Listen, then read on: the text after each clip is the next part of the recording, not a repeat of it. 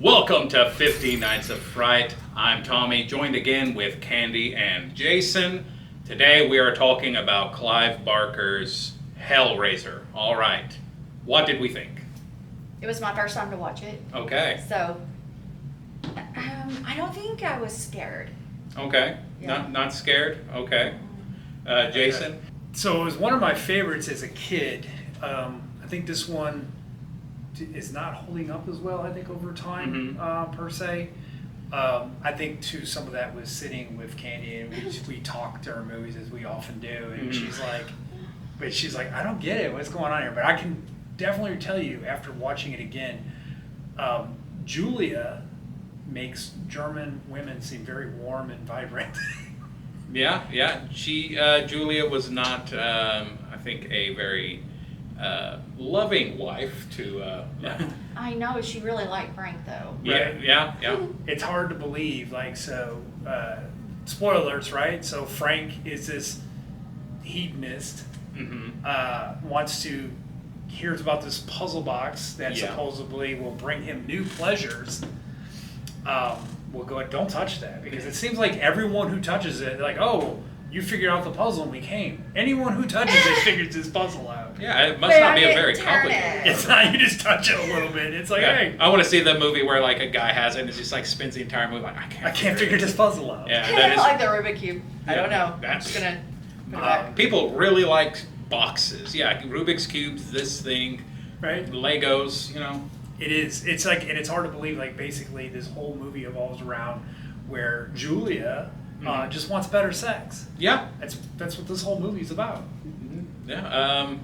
You hit that nail on the head. I read the novella it's based on, The Hellbound Heart. Yeah, that's pretty much the themes of the movie. But that aside, what did you think of the Cenobites themselves, the demons that are called when you open the box? Some of them were scary. Some were just kind of like, I don't know. You just want them to go back into the box and just move on. I don't know. Just, like Jason said, we talked a lot during the movie, but I just couldn't really get into it, I guess. And I don't know. I feel bad for the men who just wanted to hook up, and then she would kill them. Yeah. False pretenses, for sure. I felt bad personally for Larry, because he seemed like a really Larry was so nice. He's a nice guy, a loving father to his daughter. He's just not good where Julia wants him to be, I guess. Yeah. Poor Larry.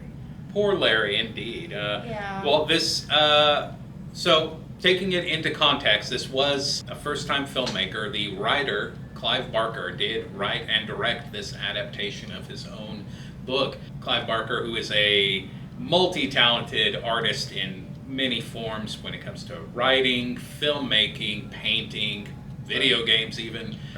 This was his first time doing it himself. So the lower budget, I think, $1 million. It definitely helps, people to understand, and a lot of those practical effects, like the blood going back in underneath the screws in the floorboards. Yeah, that's what I was telling him. Let's say the nail on the staircase. All very simple, but effective. Yeah, special effects there. That was actually like my favorite part, where you see where he's being rebuilt underneath the floorboards. That was pretty cool. Yes, there's a lot of great body horror in all of the Hellraiser films. Now, most of them aren't as good as others. This one is definitely one of the best ones in the franchise. I think the first two are really the only two that most people really care for. I think I was excited because I, like I said, watched it when it first came out as a kid. I remember thinking I was excited for the potential of the Cenobites, right? Like, who are these people? They really explain kind of what's going on, but you're like, I want to see their world. There's a lot more. Like, Pinhead is like wow, this is like, where do they come from? What does that look like? Because I know when I saw it, I know I've seen Pinhead on different, things, and I thought the movie was about him, but it wasn't. So I think that was my confusion. Is like, what is going on here? Because he only shows up For very brief sections. Now, that's where a lot of people mistake Hellraiser to be a lot like those other slasher movies, or like they think the Hell Priest, the Pinhead, will be like a Jason or a Freddy Krueger. They think he's going to be like on the screen a lot. No, the Hell Priest is very he's very calculating. He's there for a specific purpose. You can try and bargain with him like Kirsty does. Like, hey, I'll give you Frank if you just let me go. Right. And it's like, okay, if you can bring him to me. Right, and we'll talk about it. Yeah, I'll consider it. Yeah, I'll consider it. Right. Which, I didn't ask you guys to come here. Like, oh, you undid the puzzle box. Yeah. She's like, I touched it. Yeah, so there's a lot of good moments, I feel, where Doug Bradley, who plays Pinhead, the Hell Priest, shines because his vocal performance and the makeup just really gives him a the presence. Yeah, a good presence. Yeah, that's exactly 6 hours it took them to get him into costume. Mm-hmm. 6 hours. That's dedication. Gosh. Now the sequel, Hellbound, Hellraiser 2, does explore kind of the world that they come from, the Leviathan. That's what I was excited about. That's the world I wanted to see. Yeah, so, well, if you would be up to it, I would recommend watching both Hellraiser and Hellbound as a back-to-back feature, because they do kind of blend together. The ending of this one bleeds right into the beginning of Hellbound. No pun intended. That's right.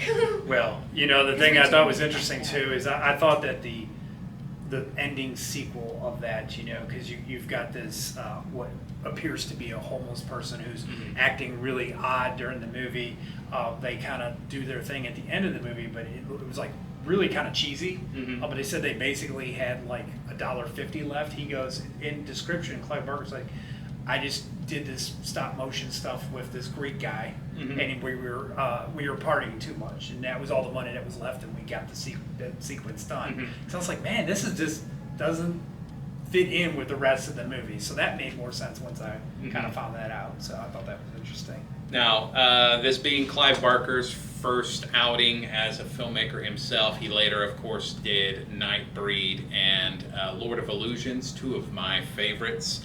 He's also responsible for things like Candyman and Rawhead Rex. Do you think Hellraiser, after having watched it, has earned its place in horror history, or is it a bit of a disappointment and needs to be replaced with something else?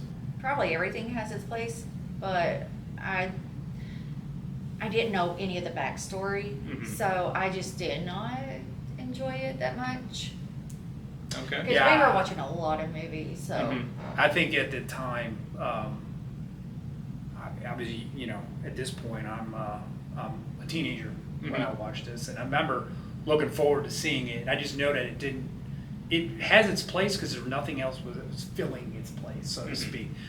There were other movies that were coming out, but they were just little shoestring budgets, not very effective. They just were redoing stories. This one, obviously, off the, what was the name of the novel again? The Hellbound Heart. Yeah, Hellbound Heart. It was a well-crafted story, and it's hard to take that type of world and like, how do I do this with practical effects? Let's face it, CGI and things like that weren't where they needed to be. Yeah. I think for the budget and for the story, what they're trying to sell, it was something new. I can appreciate that. I think it has its place for sure. All right. On an arbitrary scale of 1 to 5, what are we giving it? 3. I would say when I was younger, I would say 4.5, but I'm not at a 4. I think I'm a solid 4. A 4 and a 3, still good marks. Right. Well, thank you both for joining me. Thank you for watching this episode of 50 Nights of Fright. Be sure to tune in tomorrow where we are covering Pumpkinhead. Ooh.